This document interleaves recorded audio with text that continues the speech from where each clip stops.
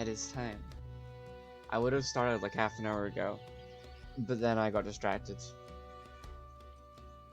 You know, because my incredible boomer brain, Zimmer brain, is incredibly well adjusted and not at all easily distracted by stuff. Totally doing great. Thriving even. Let's get started.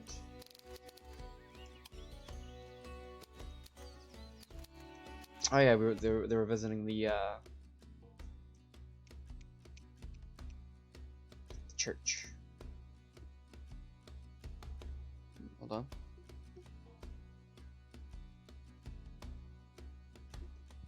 Wait. This is the church you spoke of.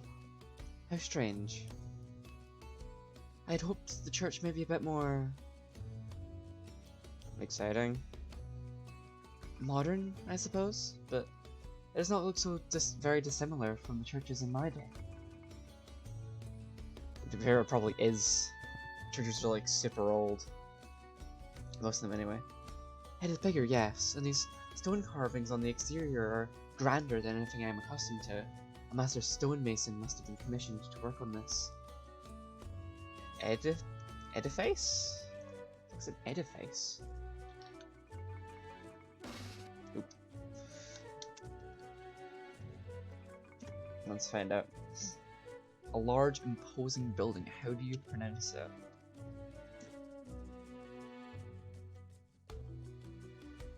Edifice. Edifice. Well, there we go. We all learned a new word today.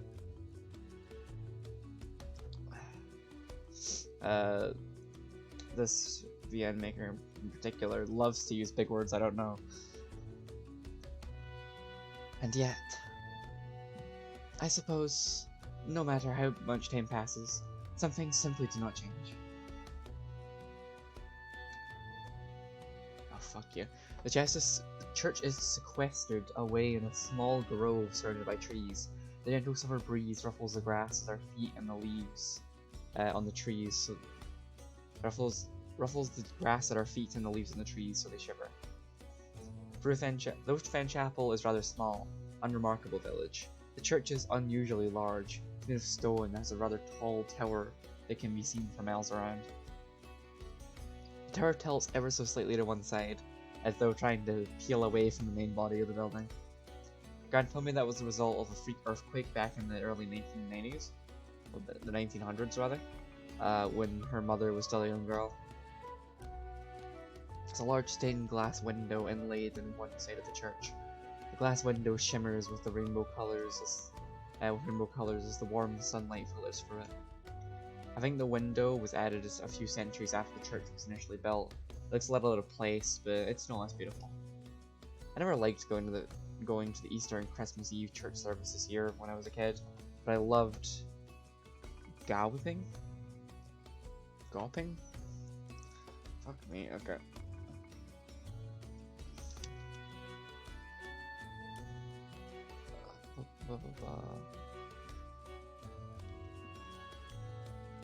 Gawping. Gawping? What does gawping mean? Stare openly or in a stupid or rude manner. Gawp. Gawp. I don't know why I think gawp. So funny. Looks almost like the one in Notre Dame. Not that I've ever been to France, I just know the cathedral from the Disney film. But a little less extravagant. The church is decorated with stone carvings of gargoyles, their faces half worn away thanks to the passing of time. I have to crane my neck to look at all of them, and harsh sunlight gets in my eyes, but I can make out a few details here and there. Some of the gargoyles have curved horns just like rams, but others have sharp teeth and claws like dragons. Why gargoyles? Why gargoyles?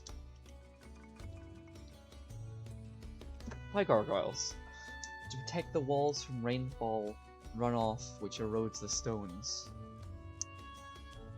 Well, there we go, apparently. Then we know why gargoyle. Some of the gargoyles have curved horns, just like rams, while others have sharp teeth and claws like dragons. A few more look like knights and soldiers, and one looks like an ailing man being pressed between the stone wall of the church. A graveyard surrounds the church, and some of the moss-freckled tombs spill into the thicket of trees about it. Some of the headstones are crumbled and weather-beaten, but others look relatively new.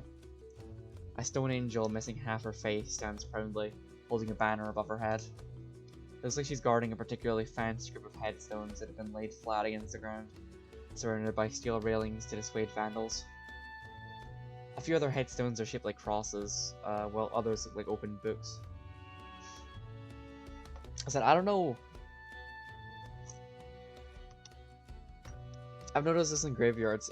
Like, why are all the old graves so intricate and fancy? All the modern ones are like boring ass.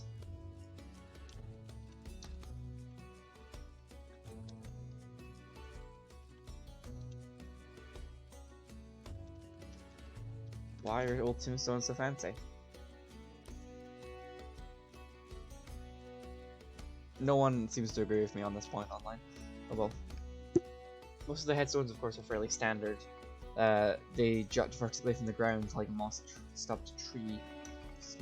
They jut vertically from the ground like moss-stubbed teeth. I examine a few of the names of the headstones nearest to me. Oh fuck! Come on! It's like they're all for fucking new. Like, yeah, and we can't pronounce new big words and people's names. Let's put all of those in IVMs constantly. So let's clear. Dina Pruitt died before her time. Clovis Howard, aged 36, and Florence Howard, aged 85, wife of the above. Molly Weston, she shall be missed. Miriam Spicer? Now in the arms of God. Timothy Reynolds, only 3 years old. Oh Christ.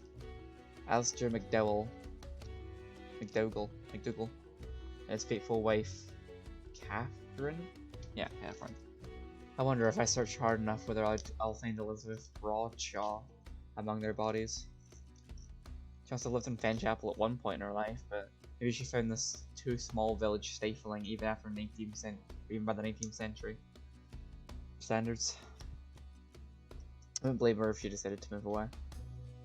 Who knows where her body lies now? Her old bones could be resting anywhere in England, or even further afield in France or Italy or America. I suppress a small shiver. Graveyards always make me feel gloomy. Just a little grim, isn't it? Knowing that you're trapezing over decades upon decades of old bones stacked on top of each other like lasagna. Maybe let's not describe it as lasagna. As a goth, I should really be more into graveyards than I really am, but I don't see the appeal. They just make me feel kind of down. It's interesting, I suppose, wondering what sort of lives the likes of Clovis Howard, now there's a name, and Florence Howard, wife of the above, led when they were still alive and kicking. But it's not like I'll ever know. I can go back in time and ask them. They died back in 1872 and 1906 respectively, and God, imagine living on for 34 years after your husband bit the bullet, especially in the late 1800s. What sort of miserable existence did the bereaved widow Florence have? Her life can't have been a walk in the park. Not that I know, of course, I'm just guessing, because what else can I do? Maybe Clovis was a compulsive gambler and an alcoholic, though he doesn't sound like the sort, with a la-di-da name like that. Perhaps his wife was glad to be short of him, and after he died, she was finally afforded the freedom she'd never had in life. What if? Ugh. This is why I don't like graveyards, they're too depressing. Girl, you've been sitting here daydreaming for several minutes. So, what do you think? I'm not entirely sure. Being here feels comforting, in a way, I suppose. The world has changed so very much since I was born, but this building, it feels like a relic of the past, just like me. I'm beginning to wonder Yippee.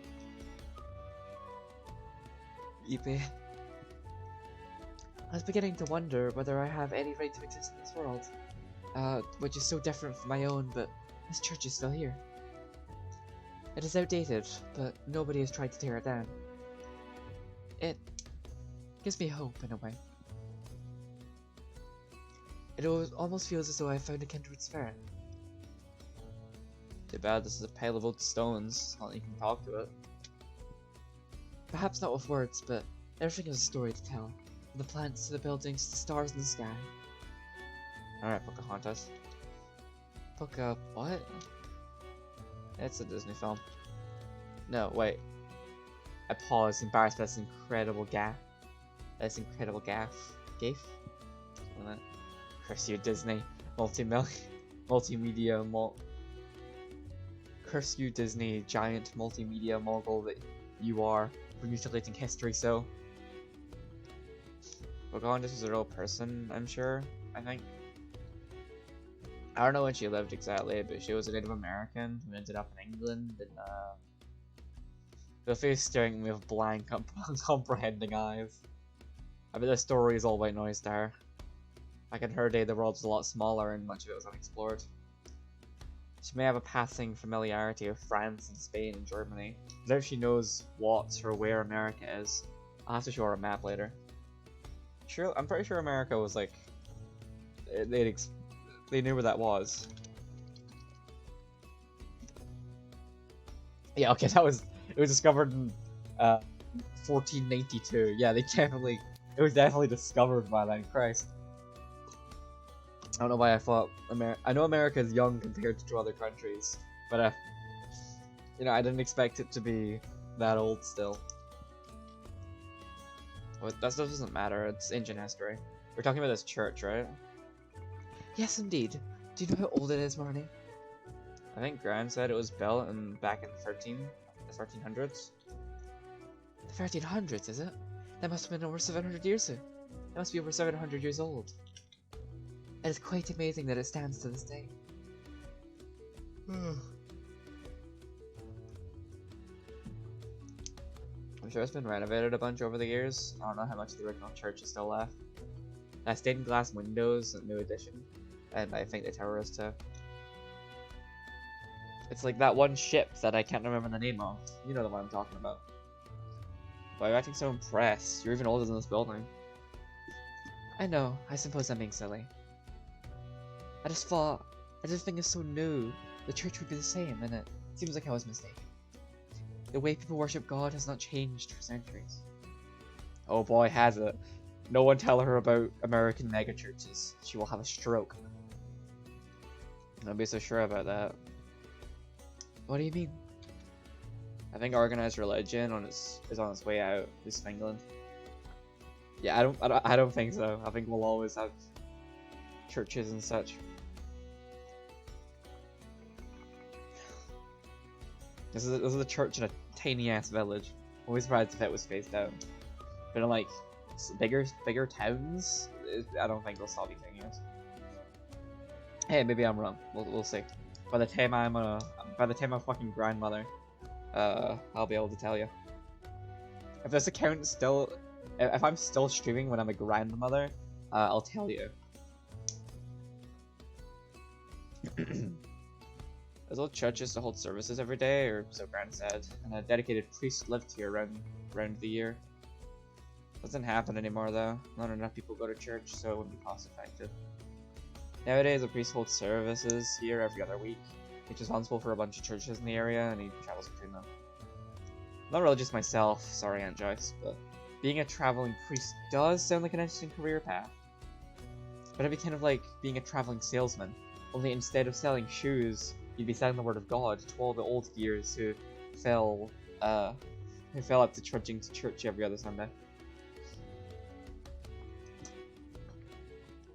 We have the internet now and TV, and there's so many ways to occupy your time. Most young people don't think about God. It's mostly the older generation that still care about this stuff, and they're not always fit enough to actually go to church. So religion has fallen by the wayside. How strange. So many wars are fought over it, and so much blood was shed, and yet... A small sigh. These people die in vain. I can't say. All I know is things have changed. I mean, yeah, I'm pretty... I don't remember where I heard this, but I remember someone talking about how this is gonna happen sometimes, where one generation will be like pretty religious, and the next generation will be like, oh, fuck your religion, I'm not being religious. And the next generation will be like, fuck you, I'm being religious. I don't know how much water that holds, if literally any. But... It's something that comes to mind. No wonder it's taking me so long to read this visual novel. Every 5 minutes, I go on a tangent. Though to be fair,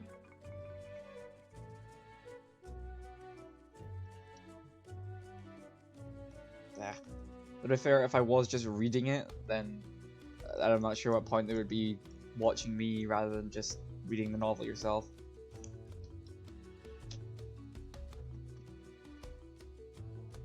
They really have. But though the majority no longer revere God as they once did, this building still stands. I'm sure the past will never be forgotten. All buildings like this still stand. I really had to get to bed earlier. Or maybe it's just because I'm not used to talking this much. That's how much a shut-in I am. Yofi looks up at the church ponderously, her eyes misty and far away. Must have taken a tremendous amount of manpower to build this, something this intricate. If I feel cynical, I can say their efforts were meaningless. The faces of stained those workers no longer exist within the heart of the common man, but the proof of their belief and dedication remains. I suppose that makes it all worthwhile, or does it? You're waxing too poetic about this, there are still Christians. I don't know, you tell me. Leofie tears her eyes away from the church's old, crumbling exterior and shoots me a sheepish smile. I apologize, my lady. I didn't come here so you could hear me talk about myself. Hear me talk to myself. I did my thoughts worth listening to. I was born to fight, not to think. No, it's fine, I don't mind.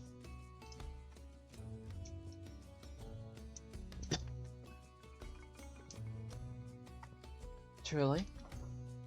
Yeah, listening to you talk, it's interesting. More than the delights Fanchapel has to offer at any rate. I never really thought about this church like that before. To me, it was just an old, draughty building. I hated being dragged here by my grandparents when I was a kid. I was complained. That's been a nightmare to deal with. I never thought about the people who built this place or what it meant to them. It didn't cross my mind. Maybe I was being self-centered. You were not self-centered, my lady. You're perfectly natural. You were born in the current century, so of course you would think of the present. Why should you waste time worrying about the fates of those who died centuries before you were born? She was just doing that, like 5 minutes ago. You belong to this world unlike me. That means you have the luxury of thinking about the future. I, meanwhile, have been left behind. Leofei. I frown. Maybe bringing her here was a mistake. She seemed happy enough to examine Fanchapel's streets, cooing over the school and the post office and the corner shop, all modern inventions that she's unfamiliar with. When it comes to church, however, she sounds unusually maudlin? Fuck's sake, how many big words?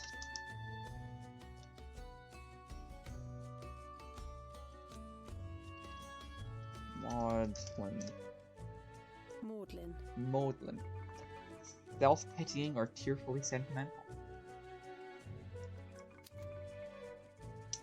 Maybe it's because the old building and old graves remind her of how very ancient she herself is. She has no real place in the modern era, just like this old church, which is seeing less and less use as the years wear on. One day I'm sure the last of its parishioners will be buried here, alongside Florence and Clovis, and then these doors will be closed for good. The church will be overgrown with ivy, and then those old stones will come tumbling down into a ruinous heap. Glad Day isn't here yet, and I don't want Leofi to concern herself, but don't worry too much. How can I help? How can I help Lori? I've been trying to put it in my mind, pull it from my mind, yet I know deep down that I do not belong here. Leofi's fingers rest against a nearby gravestone, discolored by the rain and covered in fine layer of moss. I should be resting beneath the earth like the bodies buried here. Maybe you should, and maybe you are from another era, but I won't leave you behind, I promise. You remember what I said last night, right? Oh, what did I say? You said that you were more than just my name, and I believed you. I know we haven't known each other long, but you're also my friend, and friends don't leave their friends behind. At least I don't. Oh, and I've had so few people call me a friend in my time. I have no idea what I'll do with Leofi when my parents come to pick me up, but I'll try and figure something out. I've known her for less than a day, but I do care about her. She saved my life back in the forest, and I would like to help her in return. I don't want her to be lonely. It's the worst fate anybody can suffer from, even more than being buried 9 feet deep beneath the earth like Clovis Howard. Ooh. Even an interior. Fancy. This will be fancier than the church I used to go to. Yeah, there's some Ami lore for you. I was raised Christian. I used to go to fucking Sunday school and shit. I'm not really religious now, but I used to be. I've been in a fair few churches in my time. And this is fancy. At least to me.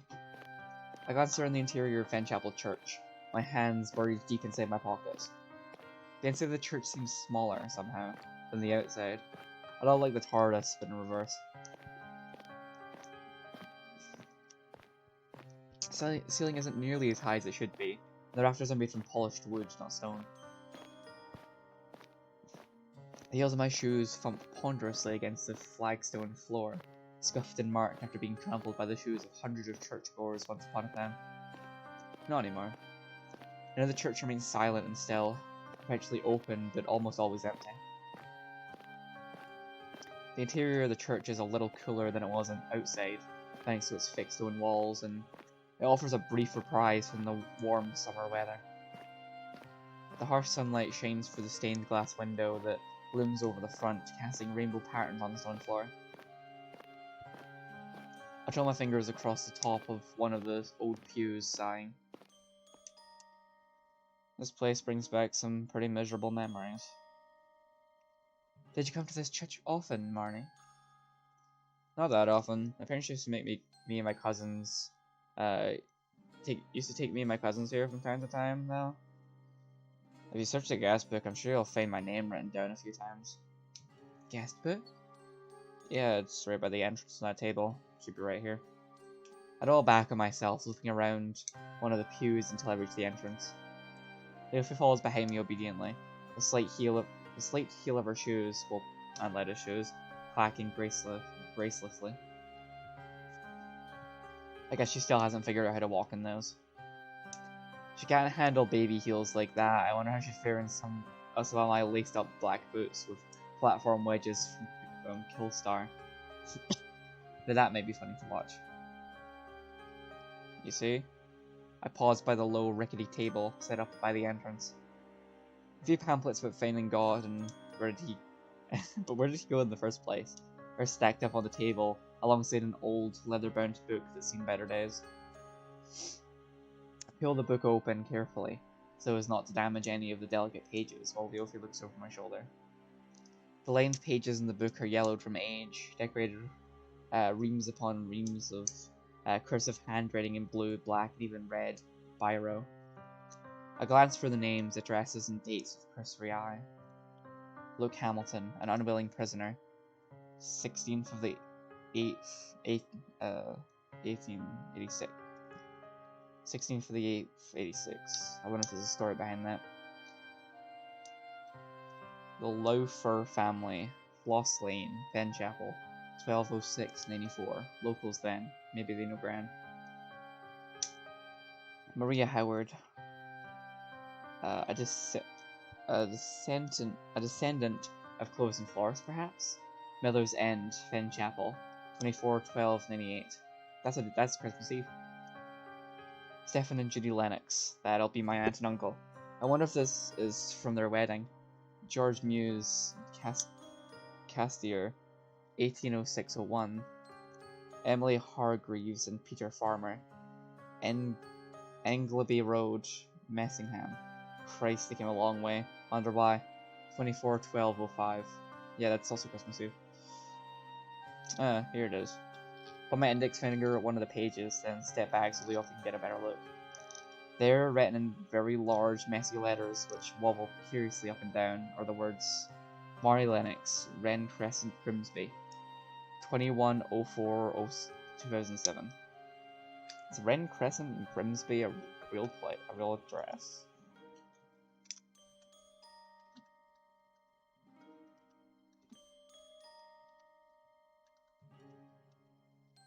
Entirely possible they picked a street.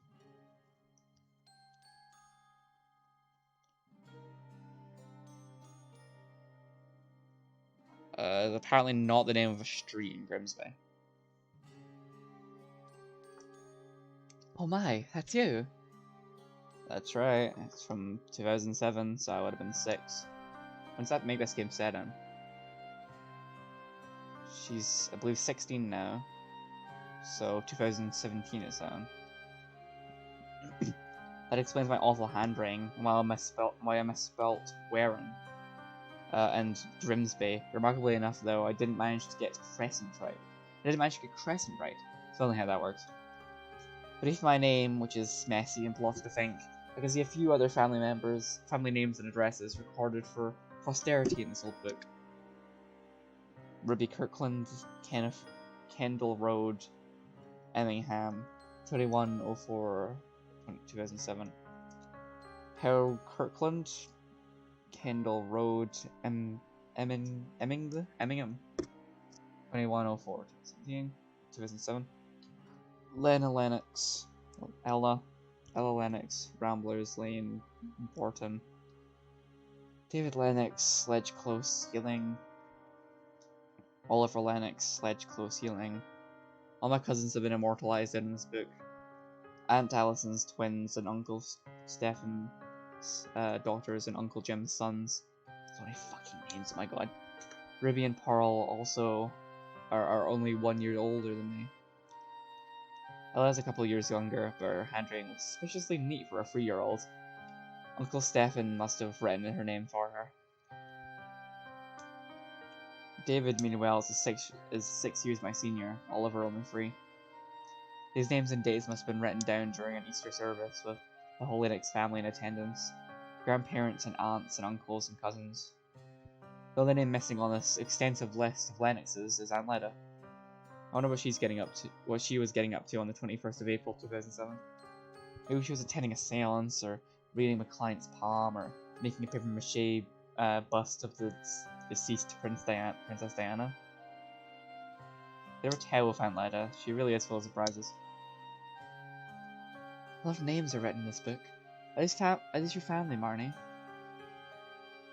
Only the ones on my dad's side of the family. You mean there are even more? Oh yeah, Mum's the youngest of 4 sisters. Wonder if that's why she fusses about the appearances so much. Being the youngest of 4 sisters must have been hard. I bet Aunt Joyce and Aunt Caroline were always making snippy remarks about her hair and her skin or her clothes. They seemed like the type. It didn't help that Mum's mum, Grandma Alice, died so young, effectively leaving my mum at the mercy of the most absent father and her vicious older sisters.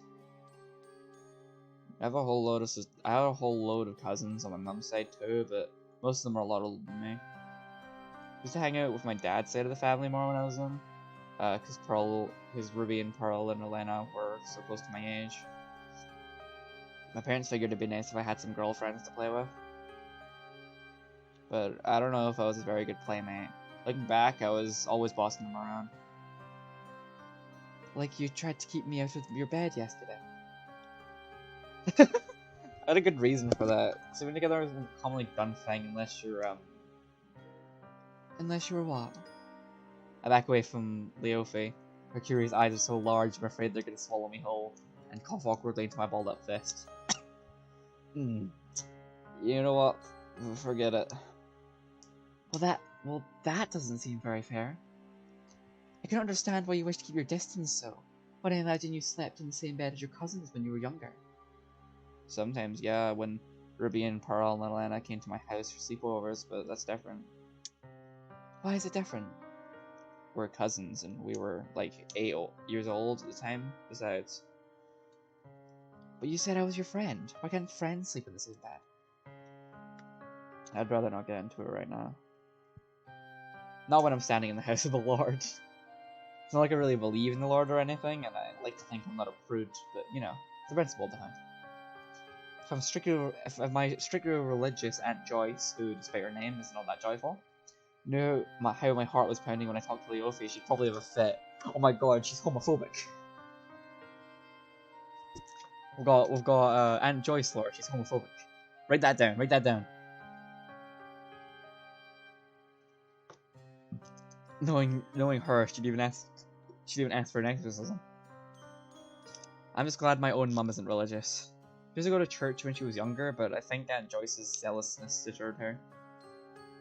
Why don't we talk about something else? Well, if you insist.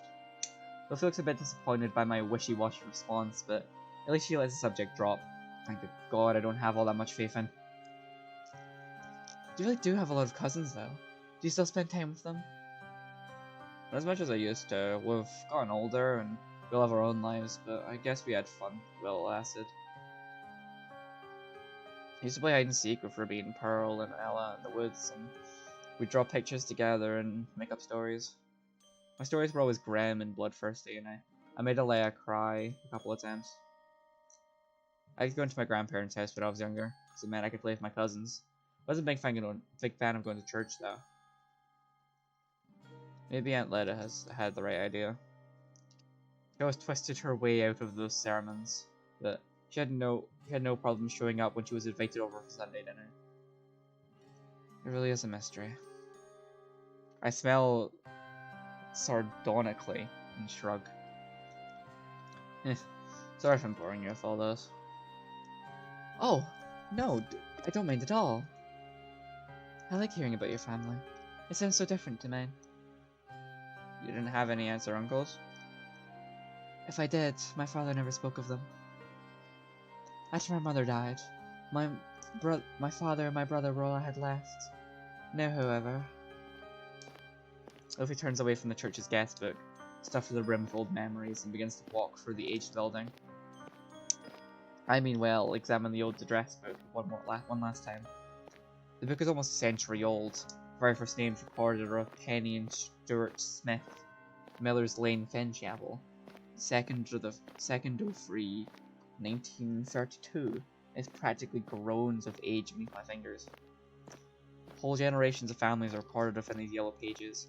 Great-grandmothers and grandfathers, husbands and children and grandchildren. Some of the people who first put pen to paper in this old book must be dead by now. Other bodies buried in the graveyard around Fenchapel, deep beneath the dirt. Part of me wants to check, but that sounds like a dismal treasure hunt. Doing that would depress me. Maybe better to let sleeping memories lie.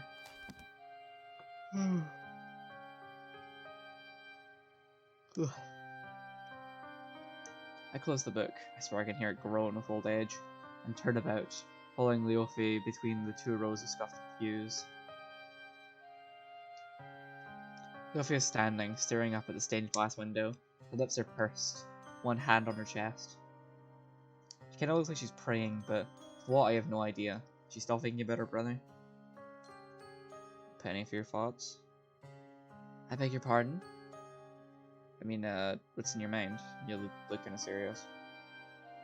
It's nothing, really. It's nothing more than a silly superstition of mine, but I just thought.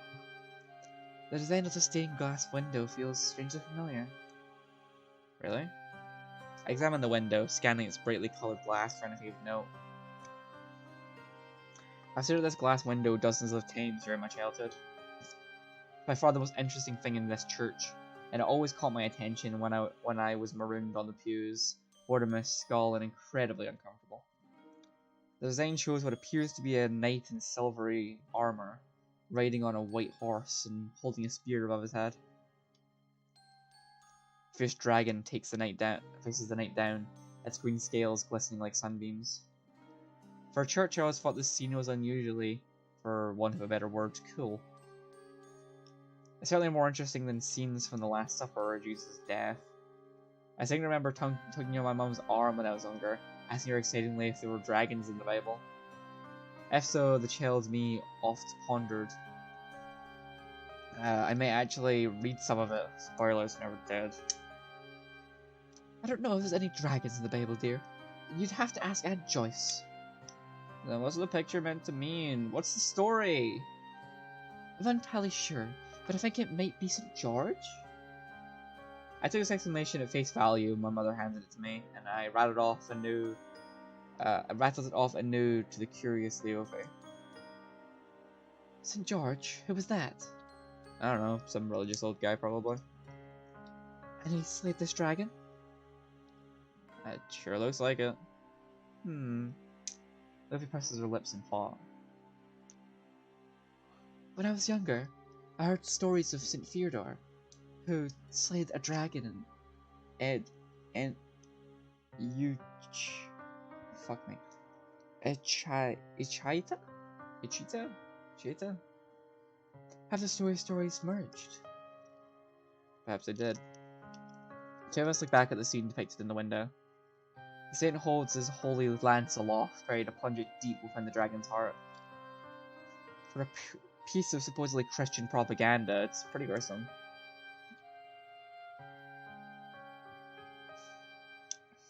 I wonder what this scene has been depicted at this church of all places. Is it a bad thing? No, of course not. It hardly mean to dismiss the work of an expert artisan, but it is quite the unusual scene to display in a place of worship. Perhaps when it is only scene that is given, it is the only scene that was given its own window. Particularly when it was the only scene given its own window. You would think the craftsman would have chosen to depict the more well-known scene, such as Jesus' birth or his death. Well, what do I know? I'm no artist myself. All I can do is fake. Maybe that's why this window speaks to me so.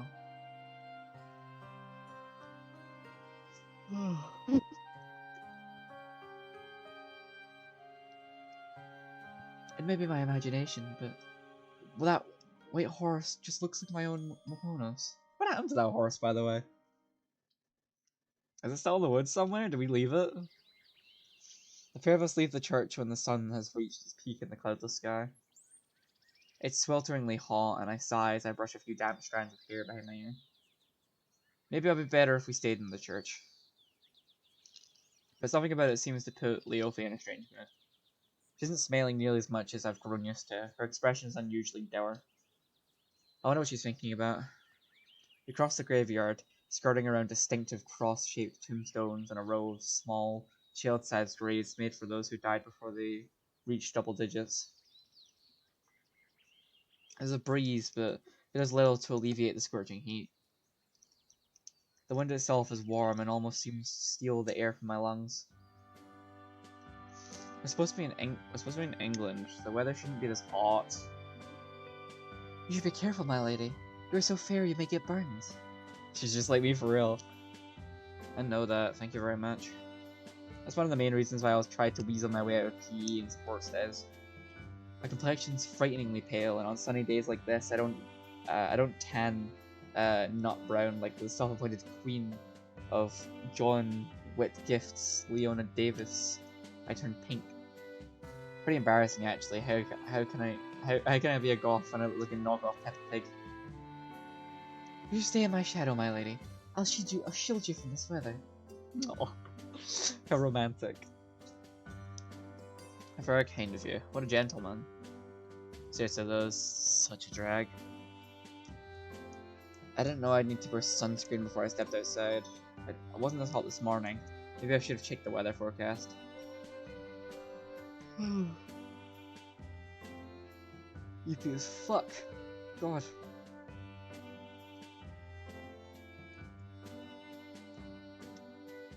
Forecast? It tells you what the weather's going to be for the next few days.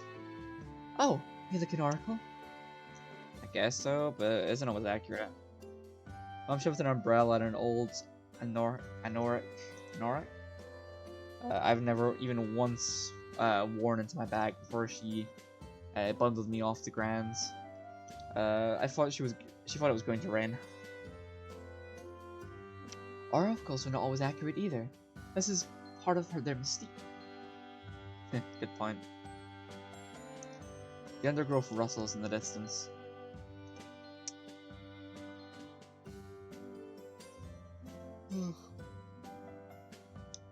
I can see a few rabbits in the corner of my eyes. Their noses twitch as they nibble at a few dried out dandelion leaves near the base of an oak tree. Even the rabbits look worn out. Their ears are dripping and they snuffle about their food lethargically. I think it's weird, like, a lot of the big fancy uncommon words, I either sit there and stare at it for like 20 seconds, try to figure out what the fuck I'm looking at, and other times I just kind of rattle it off. Wizardry, honestly. I don't feel hungry either, but it's almost time for lunch. Luffy seems to have an inexhaustible appetite regardless of the weather. I wonder if she wants to go back. Perhaps the promise of homemade bread and thick slices of honeyed Wiltshire ham can shake her out of her funk. Hey, Leofi. Turned to my companion, ready to ask her opinion, but Leofi isn't standing beside me. Instead, she's a few paces back, next to the stone angel half-face. Her eyes are wide and she's staring at something a little beyond my shoulder. What could she be looking at? What's wrong? Behind you, I turn, but I can't see anything. Just a few more lonely graves, half behind the withered fruit and oak trees that line the churchyard. I frown. Just going to turn it back into a pantomime. It's gonna turn to a pantomime routine. He's behind you! Oh no, he isn't! Oh yes, he is! Oh god. Shout at the pantomimes. Pantomimes, you slap. I should go to one. Never really liked pantomimes even when I was a kid. They slap. So good. The slapstick comedy made me roll my eyes, and I thought the pantomimes dames and their painted faces, stuffed shirts, and exaggerated mannerisms were unnerving. I don't think Leofi's the sort to play tricks on me though. She seems too earnest for that. What then is she staring? Is she seeing that I can't? I squint, trying to see beyond the sky and trees and the midges hovering in the soupy air. My fingers find Grandma's pendant, which is stashed inside my skirt pocket. Ah! The moment my fingers brush against the cool stone donut I hit. For some reason the necklace feels incredibly cold. Pinprickles of ice embed themselves beneath my fingernails. I can feel them worming their way through my digits, at the palm of my hand, up my arm. I'm almost tempted to believe this is an illusion, but no. When I raise my trembling hand to my face, see the tips of my fingers are turning blue. What in the world? And the moment these surprise words fall from my lips. My, I'm surprised you discovered me so easily. Though I suppose you had a bit of help. The cursed necklace of yours seems to react to being such a myself. And then of course, there is your little companion to consider. Get my teeth together. If I don't, I'm afraid they'll start shittering. I recognize that voice, so I can't locate the speaker. It's the voice I heard yesterday. Yes, indeed I am. I believe it was a woman's voice. We'll go with that. We have met once before. It was not under very fallacious circumstances. It is a pleasure to see you again, dear. When I first heard his voice, I thought there was some annoying kid from Chain Travel trying to prank me. But I don't know better. This is no joke. Must be magic. Yes, indeed. Fen Chapel is a small village of little note, but its streets are imbued with mysterious powers. This girl, who should not be here yet, is proof enough of that. Enough of these riddles. Why don't you show yourself already? If you're so high and mighty, it'd be rude to talk to someone with well hidden your face. So you mean to speak of manners, do you? How amusing for a girl whose full language yesterday could have curled the air. If you haven't noticed, I was lost. I wasn't exactly in the mood to play along with your stupid games. And maybe I'm not in the mood to show my face.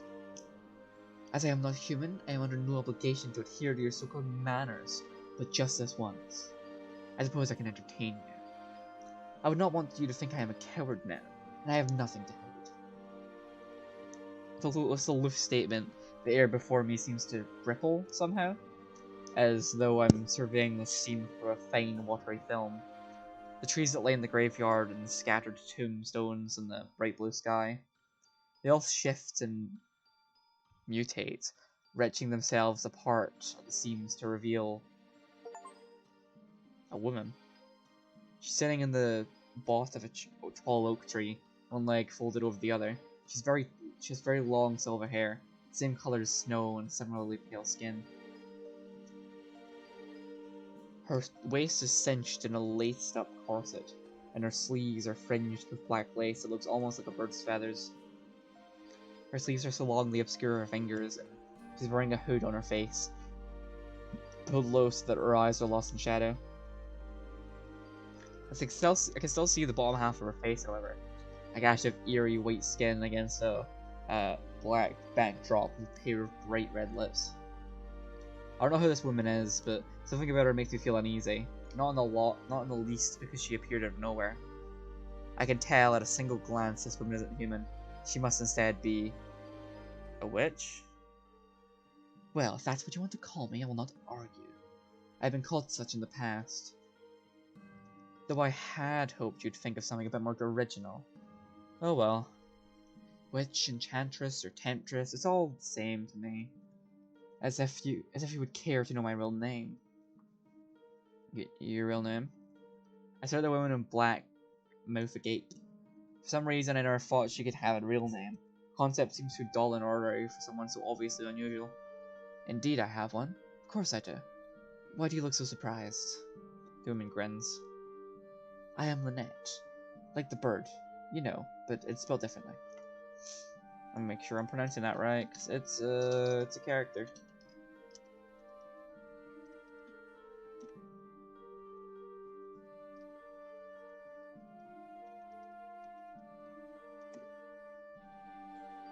Lynette. Yeah, it's Lynette, okay. Gotta make sure. But it's spelled differently. It is a pleasure to make your acquaintance once more, Marnie. I stare at the witch. No, her name is Lynette, with blank surprise. What should I say to her? I have no idea. It was easy to hurl insults when I couldn't see her, but now that she's real as a fairy tale construct like a witch can be, it's surprisingly hard to say anything. Maybe she can cast a spell on me. Have I been rendered mute? Oh dear, I knew this would happen. Because I was struck dumb by my presence. It is so much easier to hide myself away, and makes conversation far more interesting. Particularly when the other party has no idea who or what I am. Their fear is even sweeter than honey. Lynette sighs and shakes her head. You seem like quite a fiery young girl when I first encountered you. I had high hopes for you, but it seems you have lost much of your spark. What a pity. I only hope your companion will prove more amusing diversion. Leofi, did you say your name was? Leofi stares at the witch silently. Since Lynette's first appeared, she hasn't said a word, but her expression is taut. I've never seen Leofi pull such a face before. It takes me a few moments to place it. She looks angry. No, not just angry. Incensed? Who are you? How do you know what my name is? Do not tell me that you have been watching us. And what if I have?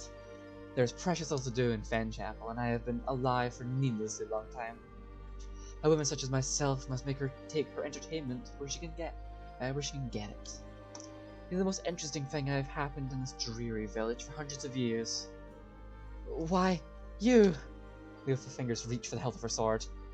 Though she's dressed in Atlantis cast-off clothes, her sword answers her summon all the same, appearing in her fingers with a flash of ghostly light. What a dirty, underhanded trick! I shall not forgive you for that. You have invaded my lady's privacy, and for that you shall pay. Oh, I shall I? How amusing. Lynette, for her part, doesn't look particularly unnerved by Leofi's fret. She giggles. This is definitely the bitch that's been fucking with her brother.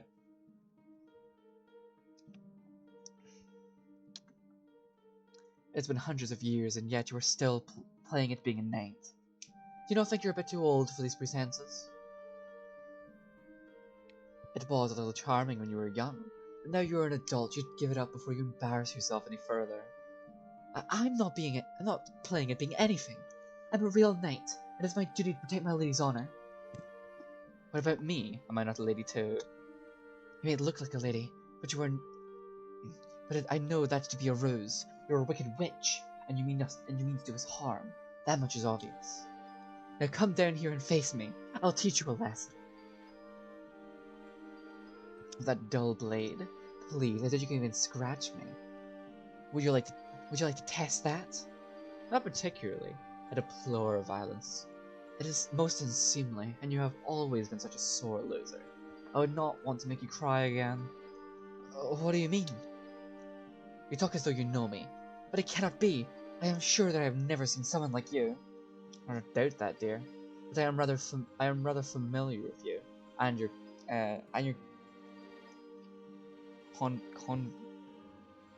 convenient delusions. I have hoped these intervening centuries may have knocked some sense into that empty head of yours, but I suppose not. Well, what did I expect? Those of your family have always been so damnably stubborn. My family? What does that mean? What does that mean? You know my brother? What if I do? My brother, Lovely fingers tighten around the hilt of her sword. He is only family I have left, but he does not recognize me. He claimed I was a demon and tried to kill me. He is not right in the head. He must be sick. Somebody whispered sweet lies into his ear and he fell in their thrall. Was that your fault too, Veil Witch? Did you put a spell on him? Oh, if only I could say I did, but if only to see the look on your face, but unfortunately I cannot take the blame for this current behavior. Your brother is cursed, yes, but it was not by my hand. Then who did it? It's not a case of who, but of what. This place has not been right for many, many centuries. A curse was placed upon this place more than 1,000 years ago, and its effects have still been felt to this day. Dozens of lost souls, attached by dense magic energy in the air, have gathered in the nearby forest. But they soon found themselves unable to leave. We cannot truly live, but we cannot truly die either. Tied to this village and the forest that surrounds it, we cannot escape.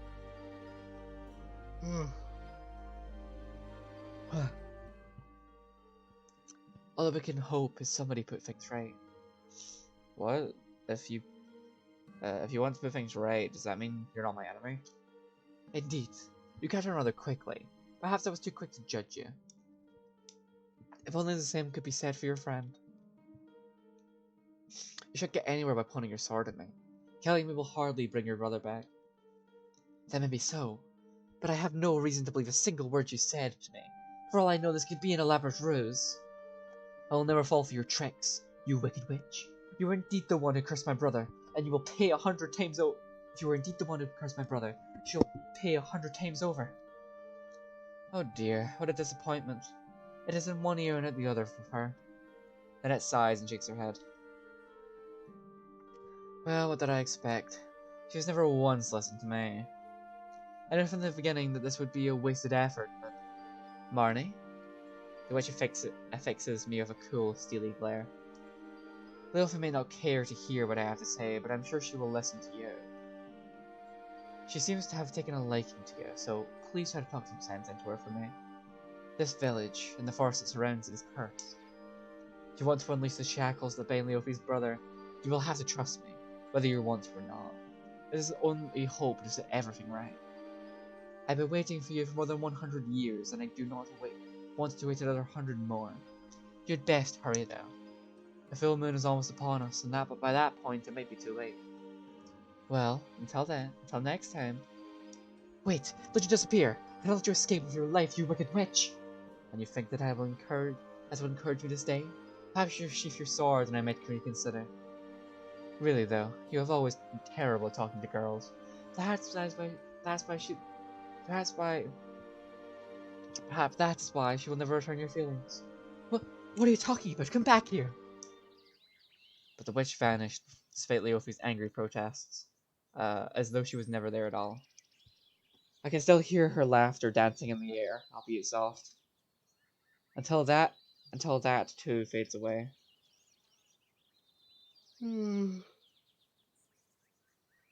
A breeze runs through the graveyard, rustling the leaves and the trees and the grass at my feet. I shiver. The grandma's pendant feels uncomfortably cold against my thigh, like a block of ice.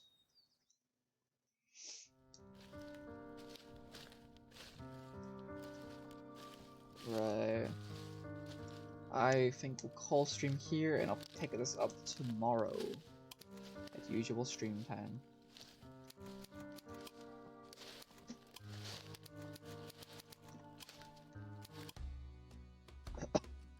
So until tomorrow, I'll see y'all. Bye.